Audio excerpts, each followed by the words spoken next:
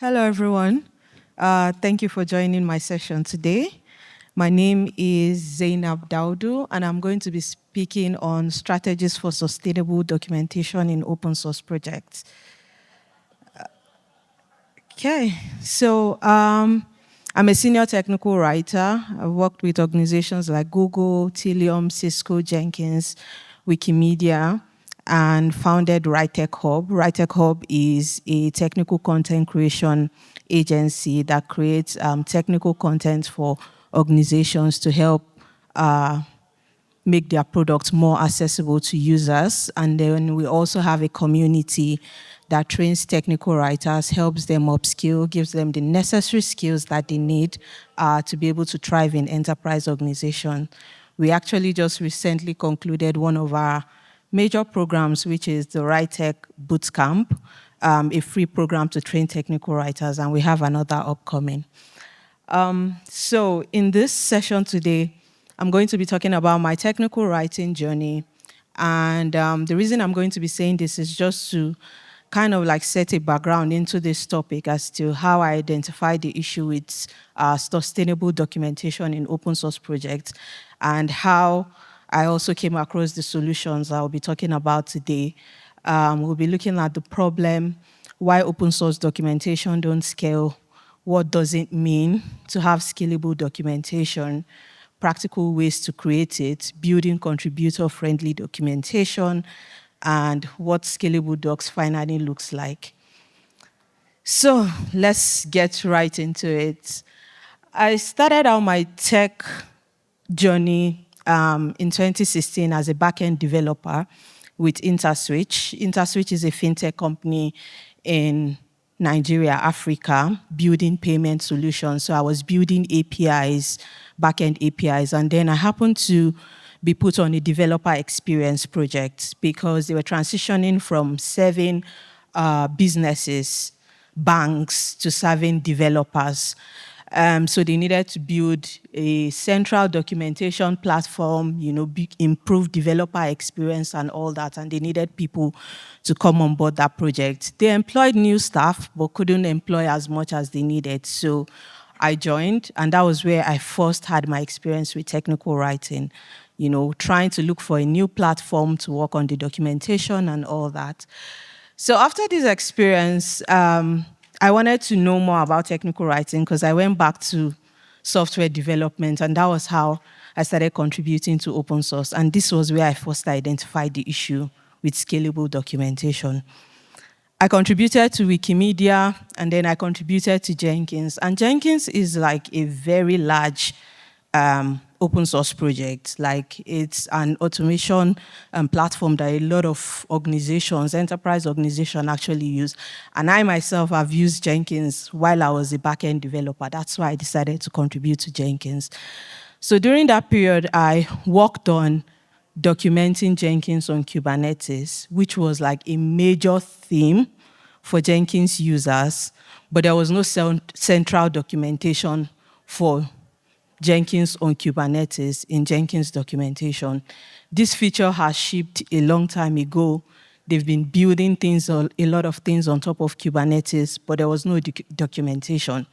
So contributors had to rely on external blog posts and resources written by other people who had used it to be able to use Jenkins on Kubernetes. And this got me thinking. Same thing with other projects I've worked on. You see major features that have gone out with thousands of people using this feature. Some have to struggle through, but no central documentation for open source platform. So after gaining my technical writing experience in open source project, I decided to go into technical writing full time. And that was where I worked for enterprise organizations like Tilium, Cisco, Google, and others. And then I saw processes for documentation in place, and I felt, why can't we adopt these processes in open source projects to help open source documentation scale? And those processes are what I'm going to be talking about in this session today. So this is the problem with This is just case study from Jenkins and Mautic, which I've contributed to, but then this also applies to a lot of open source projects today. Users have to depend on random blogs to understand key features. Manual reviews happens too late, long after the feature has been released. And the docs remain outdated. Even when documentation is released, once it's released, people forget about it until when somebody raises an issue or something. These two case studies here, the first one is Jenkins, the second is Mautic, where I was working with my team on migrating the documentation from an old platform to a new one. The project was just to migrate, but while migrating, we realized that a lot of the content was outdated, which wouldn't have been updated if we weren't migrating until someone else raised the issue. But there are ways that we can fix these issues without having to wait until issues arise. So what is the reason why open source documentation doesn't scale? So the first thing I notice is documentation is mostly tied to individuals, not processes. A lot of open source documentation relies on somebody to remember or to raise an issue that this documentation is missing or something is missing before actually working on it. There is no documentation process that can help to identify missing information or update documentation as features are going live. Poor structure, lack of versioning, no dedicated maintenance or clear ownership. Some of the open source projects I've worked on, you have developers managing document. They just take it upon themselves like, oh, I think this is important. Okay, let me just, take ownership. Well, not even ownership, let me just manage it. But it's not like this person is dedicated or there's a dedicated maintainer that this is the maintainer for documentation and all that. High barrier to contribution. People want to contribute. I mentor a lot of technical writers, and you ask them, we talk about contributing to open source, and they're like, we don't know where to get started. I see the project, I don't know how to contribute. I don't know, what process and all that. And it scares them away. And the last is documentation is not integrated into development workflows or release pipelines. What does it mean for us to have scalable documentation? So to have scalable documentation cannot rely on individuals. The documentation has to evolve with the project and not behind it.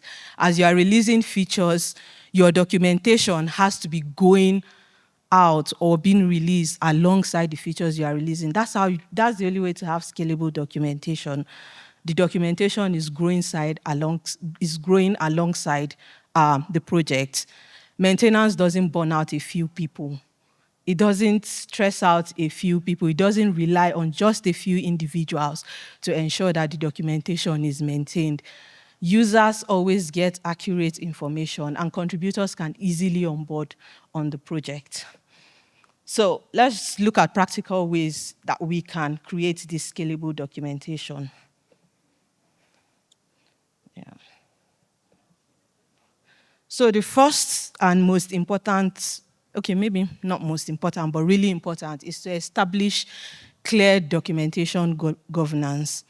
So this is not just about a developer or someone, just picking up the documentation, or whoever is responsible for the future being responsible for documenting the future. There has to be someone or a team that is dedicated to documentation, that is responsible for maintaining documentation and ensuring that documentation is up to date.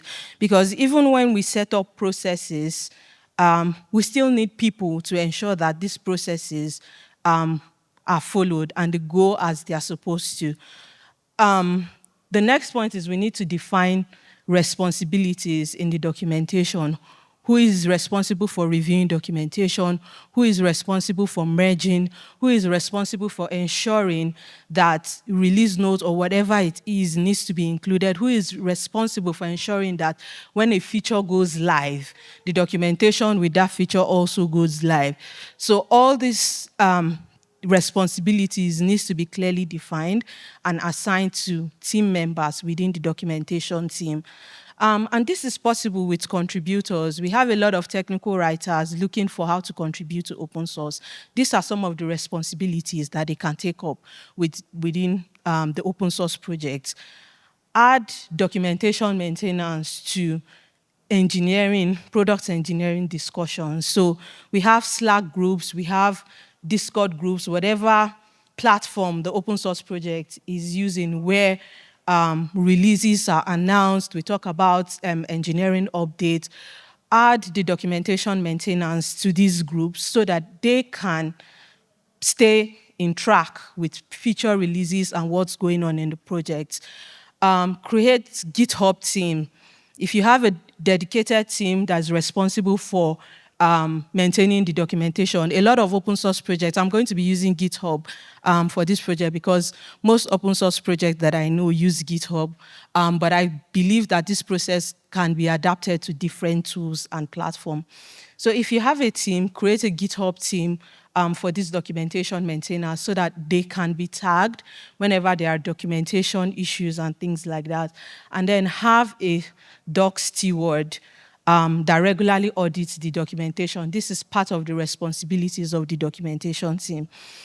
Now, the next point is docs as code. A lot of organizations talk about docs as code, adopting docs as code, docs as code. But docs as code is not just about hosting documentation in GitHub. It's about treating documentation with the same seriousness as you treat code. So if you're saying you're adopting, while I was contributing to Jenkins was migrating from Wiki to GitHub. If you're adopting that approach, you should also approach the same rigorous process that you approach, that you apply to code to your documentation. You have things like CI/CD checks, you have pull requests, doc reviews, you have version controls, you have automations that are built in to your pipeline for your code to ensure that everything goes as planned.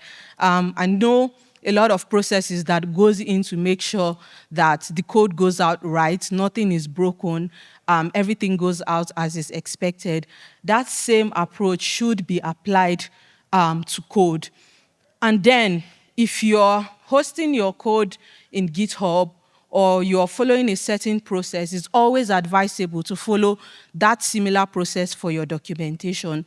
That way, it makes it easy for you to integrate your documentation workflow into your development workflow, and it's not something that is living separately, which makes it more difficult to scale alongside your products. An example is you have your code in GitHub, but you have your documentation in Wiki. When you're trying to set up automations and you're trying to set up processes, it makes it harder to integrate those two different platforms together because of how they are. So if you are treating documentation as code, you need to find out, does this documentation follow the same process as your code does? And as I've mentioned, this makes it easy to automate, it gives it better visibility, and it helps it scale. So now, this is like really important, integrating docs into the development workflow. So treating documentation as code, as I've mentioned, is not just about hosting it in GitHub.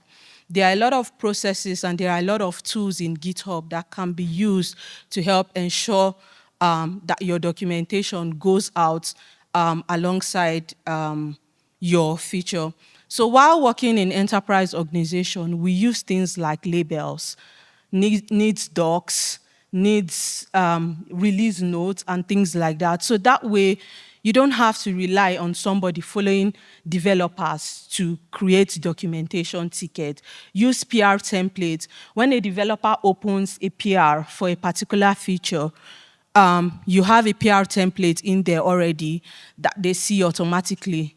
Does this change require documentation? Have you added the label to this particular PR to ensure that the ticket gets created. Once you add the required labels, it automatically triggers certain workflows, and your documentation issue is created. You have your docs team already created in GitHub, and then it tags the docs team already. You already have, at least at that point, visibility that there is something that is going out, there's this feature that is going out, and the documentation ticket or issue has already been created for that feature.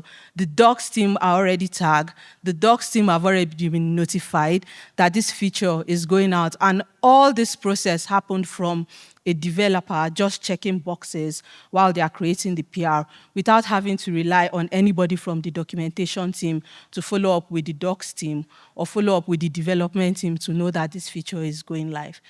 And this kind of feature is something that, this kind of process is something that can scale with your product, because you know that whenever a feature is going live, documentation. So I created this short demo to show like what I'm talking about. So in here, this is me creating a pull request, and in the pull request, there's a set of questions.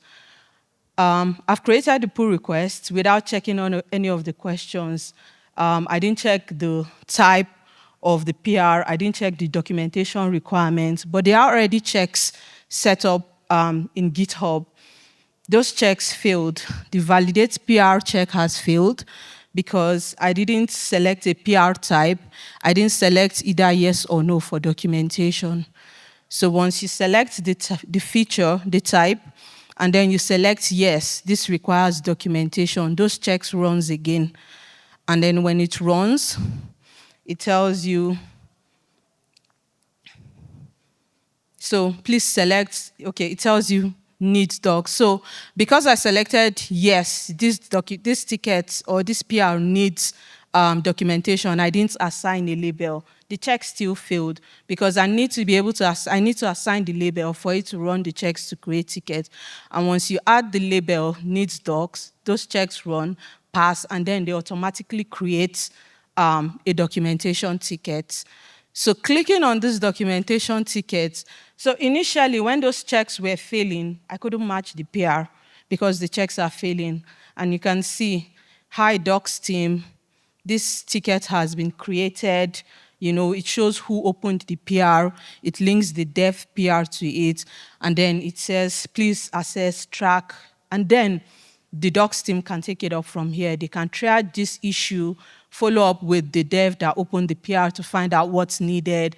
If this is an issue that is good for someone who is just contributing for the first time, you can add a good first issue label or whatever it is and add more details to this. But even a contributor coming here and seeing this issue can even click the development PR already from here and see that, oh, okay, this is the development work. You know, tag, ask questions from the dev that opened the PR, and then you can take it up from there. So when you have these issues in the repository created for documentation, that already gives some visibility rather than having to rely on people. And this process can be adapted for even API documentation.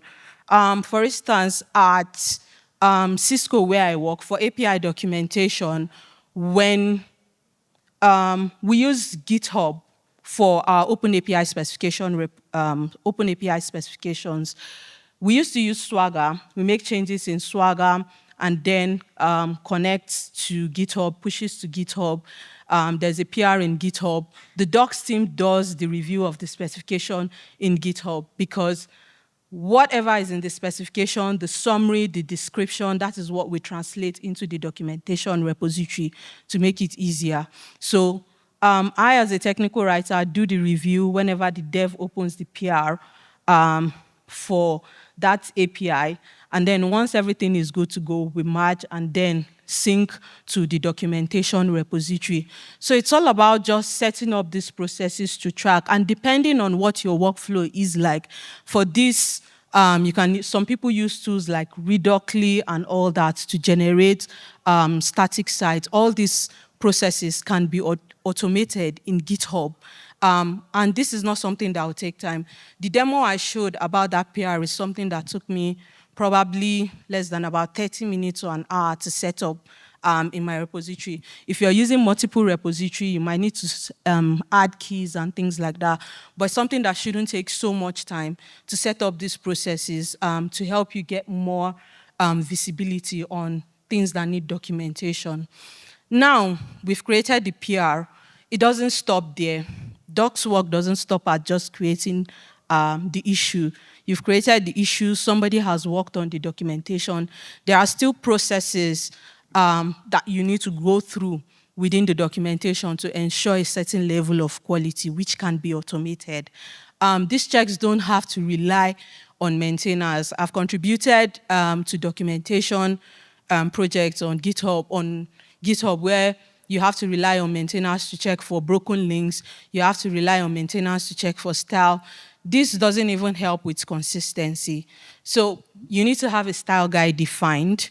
And it's not just about having a style guide. This screenshot here is a workflow that are set up to use the style guide for the organization to run checks. So even when you are defining your style guide, it's not just about saving it in a document somewhere and expecting everybody to go to that document. Yes, people are expected to go to the document and check the documents and go through the style guide. But then for style guides like Google Style Guides, is like almost impossible to sit down and go through like the whole of Google Style Guide in one sitting and understand everything. So setting up checks helps to ensure that you maintain consistency with this style guide. So you can use LinkedIn tools like Veil to set up checks that run against your style guide. You open source projects have things like words that you shouldn't use.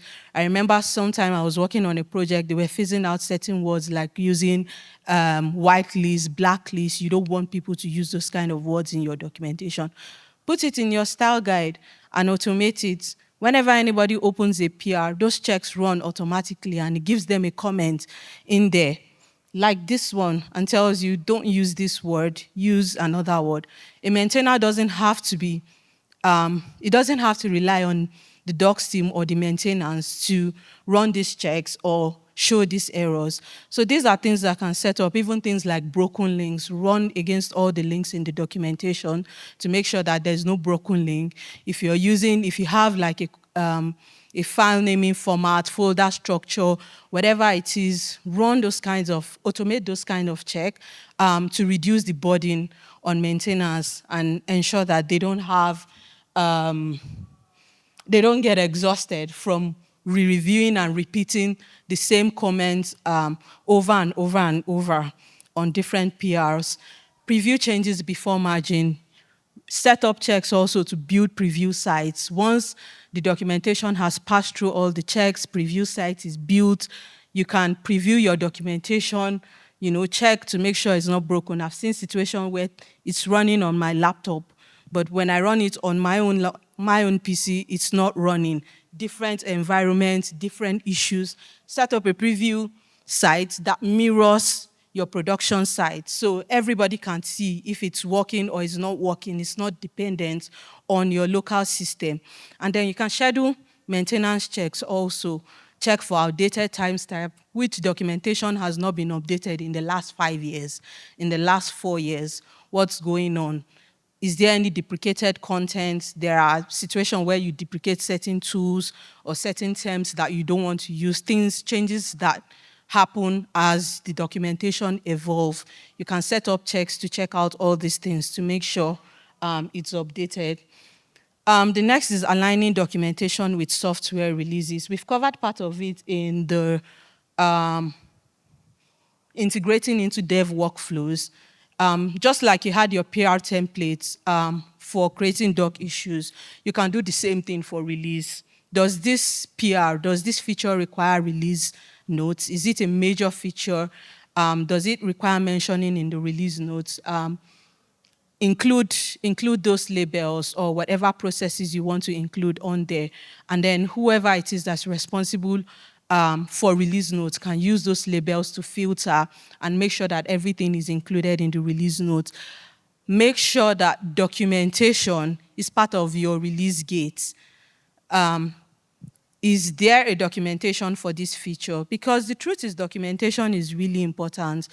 And I was reading something recently about documentation depth and how people don't really see how harmful this is to projects until when it gets to the point where people are really complaining, and then you have to do a rush to create documentation. So I think if you're releasing a new feature, it's worth ensuring that you have documentation to go alongside that feature. And once the dev or whoever it is, everybody understands that if there is no documentation for this before it goes out, they're going to ensure that the documentation is ready. So I've talked about it. It's using your PR template, automating the doc issue creating, and then you can generate changelogs also for documentation. So when I was creating that PR in the demo, there's a tag. I use fit colon and then the name. Some of these tools use those kind of things to pick commit messages, and then they can generate release notes for you based on that. So the next is documenting the process. We have all these processes set in place. You have different labels that are doing different things within the documentation for releases, for documentation. You need to document these processes.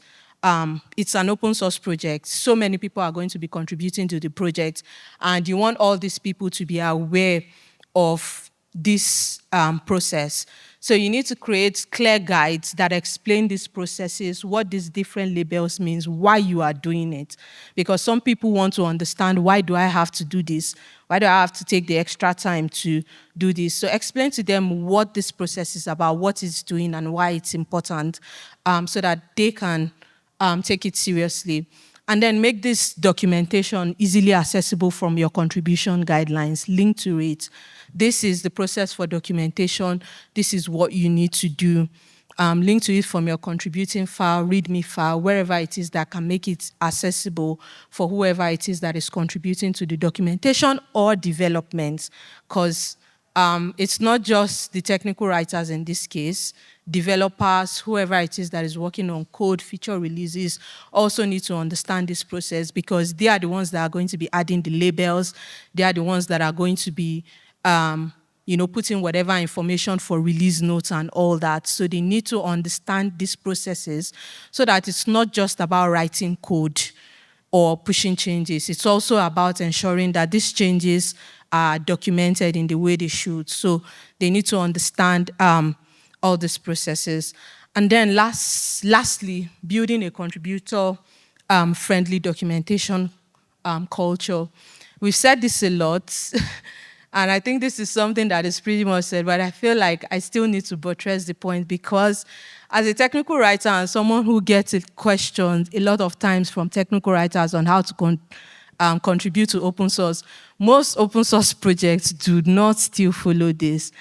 Tag beginner-friendly issues so that contributors can easily find them.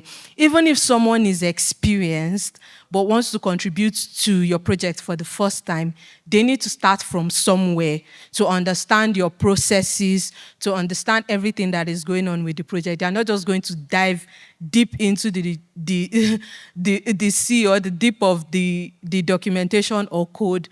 They need somewhere to start from, and this is what this Good First issue does. It makes it easy.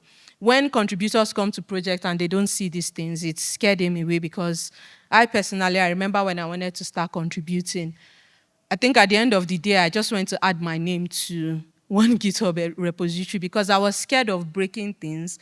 And then I know I can ask questions, but I'm also scared to ask stupid questions a lot of times because I don't want to waste people's time. So it always helps to have like all these processes in place, because I, for one, know a lot of people, when they have all these things, they have clear and welcoming contribution guideline, issue templates, checklists, and all that. It will reduce the questions and reduce the friction in contributing, and then you can get the resources that you need to be able to create the kind of scalable documentation that you want. Because even with all these processes, you still need resources. As I mentioned, you still need a documentation team. You still need to assign responsibility. When your doc issue is created, you still need contributors to work on this actual documentation.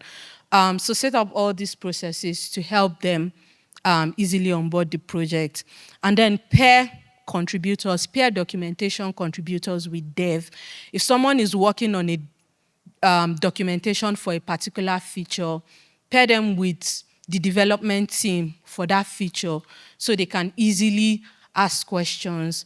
Recently, we're working on API documentation for Mautic, and as technical writers, we needed to test the APIs. We had to meet with the dev, try to do some setup and all that. So it's important to have that collaboration between technical writers and dev.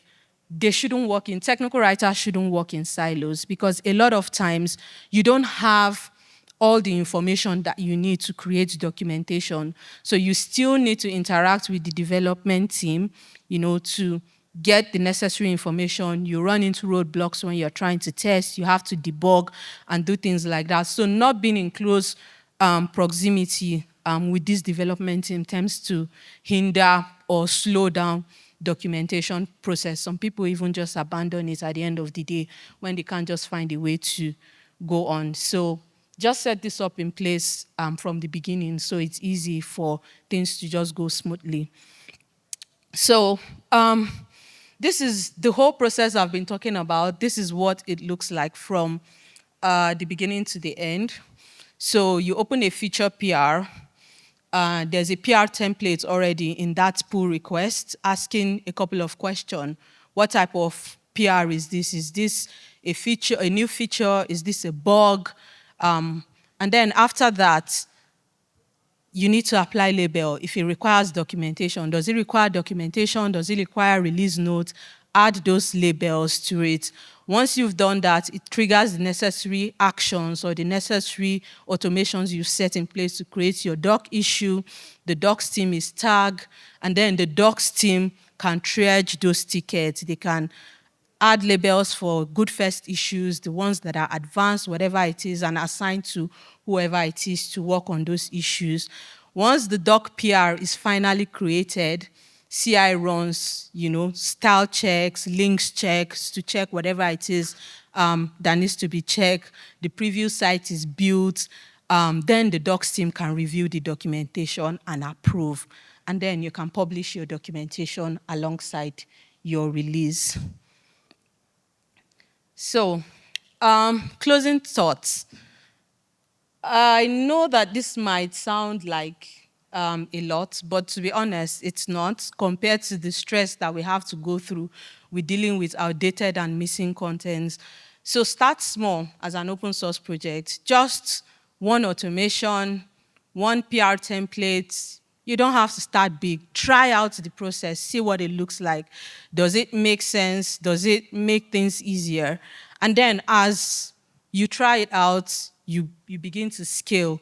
You begin to scale the process to suit you. And then depending on your infrastructure, what tools you use, you can adapt these processes to suit what you already have existing. So it's not like you have to build something entirely new. Most of these things I talked about started out manually. And then as we went on, we began to say, okay, what part of this process can we automate? Can we take off the maintenance hands? Keep evolving, improving. And it's not about perfection, it's about, the process, improving the process as things go on. And why does this matter? Because it builds trust, it improves onboarding, it supports long-term sustainability for your docs. As I mentioned, this is really important. When you have processes like this, it doesn't rely on people to ensure that certain things are done, because your process runs. Even if someone doesn't remember, you have checks to remind them that you need to do this. So it doesn't rely on people solely. And this reduces maintainer overload, it reduces maintainer burnout, and then it makes contribution easier for everyone. So, last slide. call to action: audit your current documentation workflow, identify gaps. There are definitely gaps. Are there parts of your workflow that you feel you can automate, that you feel you can take off maintenance? Keep iterating. Try one of the practical strategies, keep iterating, and then join or support community-led efforts. So, for example, at WriteTech Hub, we have community events, especially for open source projects. We always prioritize open source projects because I feel there's a lot of benefits, to contributing. Open source does a lot. Open source project does a lot. So contributing as much as we can is always encouraged. So we have programs like the Doc series where we audit both documentation processes, existing documentation, to give feedback on ways that the documentation or the processes can improve. So take part in processes like this, in community events like this to improve. And that's it. Thank you. So,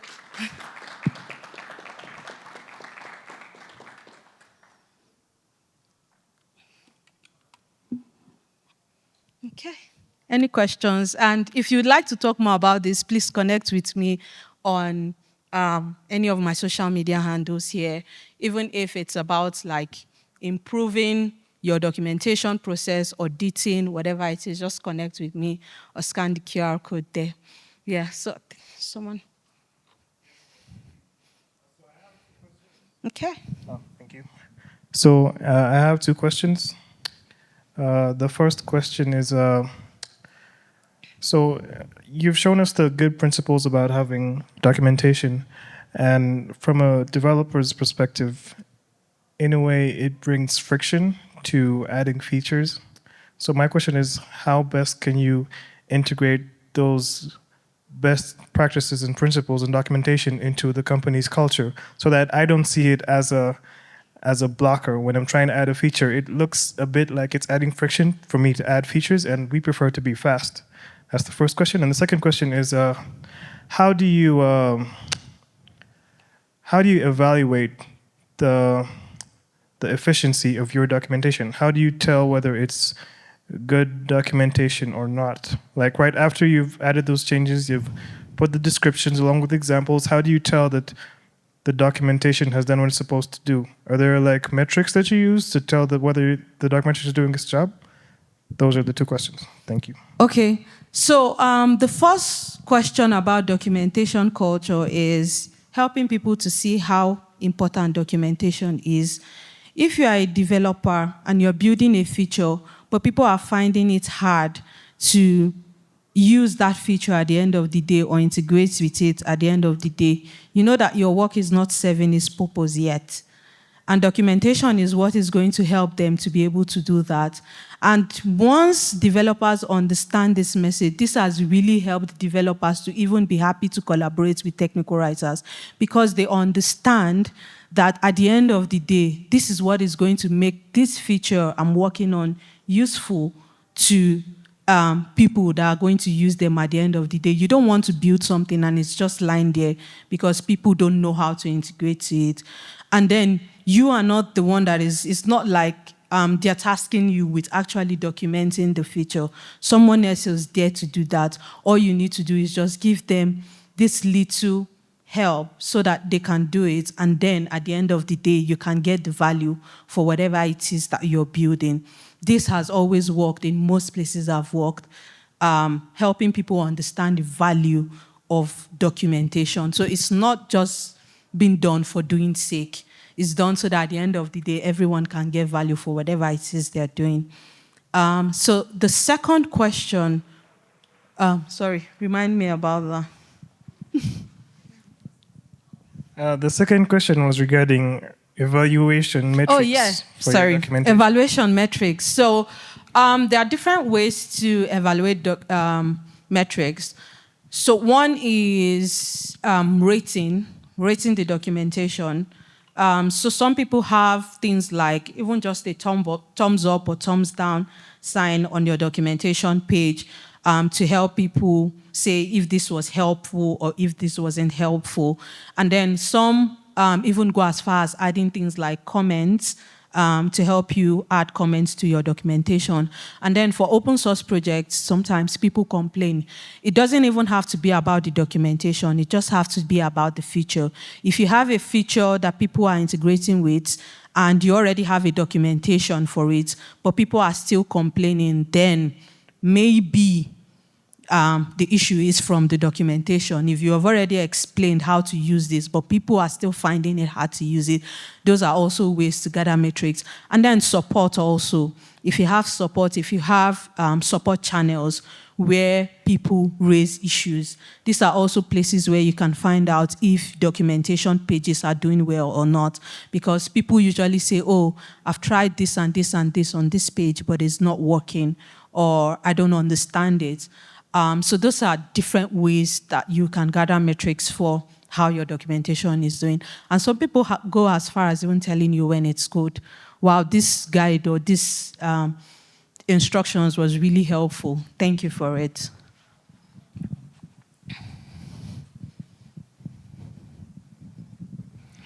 Hello. Yeah, it was a great talk. Thank you. This documentation is general, very hard problem. We do have it start with that very, enthusiasm and then setting up ones, but then it's outdated easily. So have you also thinking about anything, recently on Gen AI is being kind of really in as at kind of good at documentation and pretty good. So have you ever thinking about what experiment, how to do kind of apply in the document area? Sorry, I didn't get your question. Oh, have you kind of experiment? This process? Yes. Yeah, applying the Gen AI in this. Yes. So everything I've talked about here are actually processes from different enterprise organizations, actually. And that's one of the reasons why I decided to share it, because some of these things, open source projects are already using this. They already have the foundation to set up these kinds of processes. And for those enterprise organizations, it's working, because if any of the technical writer leaves the team today, and somebody else joins, documentation is still going to continue. Things hardly get missed because there is a team, docs ticket or docs issue is created. Whenever you go to your documentation board, you can see something. Some of those organizations even use Jira, not even GitHub issues. You can set up those automations to create Jira tickets, and then when you go to the board, you see the issues. So documentation really gets missed. All the information, some of them even ask for things like release dates in the PR template and release notes. So it helps the documentation team know when that feature is going to be released and ensure that the documentation is ready. It is the documentation's team's responsibility to get the documentation ready, not the development team. So once they understand the release dates, they can work with them. So yes, I have seen this process work successfully so many times without having to rely on people for the part that the processes can take care of. People will definitely come in, yes, but when they are needed. Yeah. So in that notion of the Gen AI, have you applied it in this area? In where? In this document generation part. Sorry, I didn't get.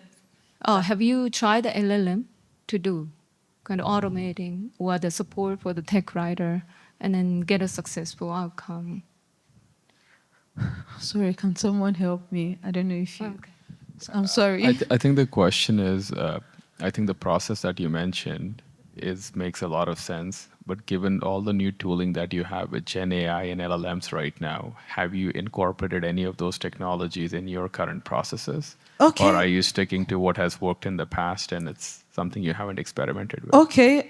So we have not yet, because right now with enterprise organizations, you need to be careful with information that you are supplying to these LLMs and all that. And then, yes, people are setting up LLMs locally and all that, but we haven't really gone deep into that, because the organization are just at the process where they are setting up their own version of those LLMs, and it's starting with little tasks like feeding the documentation, trying to get information. So I believe that yes, it could get to the process where LLMs can make this better, but for now we are not there yet. But the reason why I'm preaching this to open source project, this particular process and not LLM, is because open source projects, a lot of open source projects that I see are not even here yet. They are still relying a lot on humans and maintainers to take care of a lot of these things. And I feel like adopting this process right now might be the best way for them to create like better documentation and align it with their future releases. So yes, there is room for that, but for now we're not there yet. Got it. Thank you.